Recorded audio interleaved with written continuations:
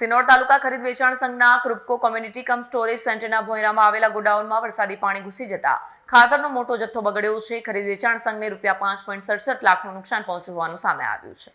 સિનોર તાલુકામાં છેલ્લા 24 કલાક દરમિયાન પડેલા 5 ઇંચથી વધુ વરસાદના કારણે સેગવા ખાતે આવેલા સિનોર તાલુકા ખરીદ વેચાણ સંઘના ક્રુબકો કોમ્યુનિટી કમ સ્ટોરેજ સેન્ટરના ભોંયરામાં આવેલા ગોડાઉનમાં વરસાદી પાણી ઘૂસી જતા ખાતરનો મોટો જથ્થો બગડી ગયો છે.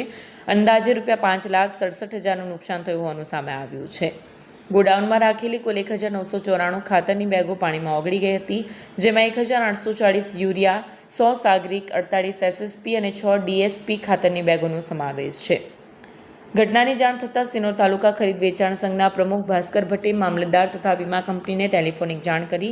ત્યારબાદ સિનોરનું વહીવટીતંત્ર ઘટનાસ્થળે દોડી આવ્યું અને નુકસાનનું સર્વે તથા જરૂરી કાર્યવાહી હાથ ધરી છે. હું પુરોહિત ભાસ્કરભાઈ મુરજીભાઈ આ સંઘનો પ્રમુખ છું અને અમારા સંઘમાં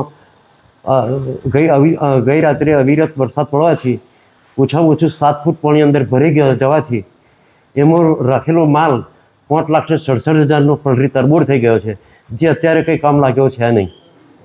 અને તમે શું આ વ્યવસ્થા કરી છે પાણી કાઢવાની? હા, અમે છે ને પાણી કાઢવાની વ્યવસ્થા ફાઇટર મશીન મંગાવ્યું હતું અને ફાઇટર મશીન 2 કલાક ચાલ્યું, પણ જે પાણી નીકળવાનું તેટલું નીકળ્યું, બાકીનું પાછું ઇલેક્ટ્રિક મોટર મંગાવી છે ને ઇલેક્ટ્રિક મોટરથી પાછું બહાર કાઢવાનો પ્રયત્ન ચાલુ છે અમારા. તમે તંત્રને જાણ કરી છે? તંત્રને અમે મામલતદાર સાહેબને ફોન કરીને જાણ કરી દીધી છે. વિડીયો જર્નાલિસ્ટ જેસલ વસાવા સાથે સત્યા ટીવી ન્યૂઝ સિનોર.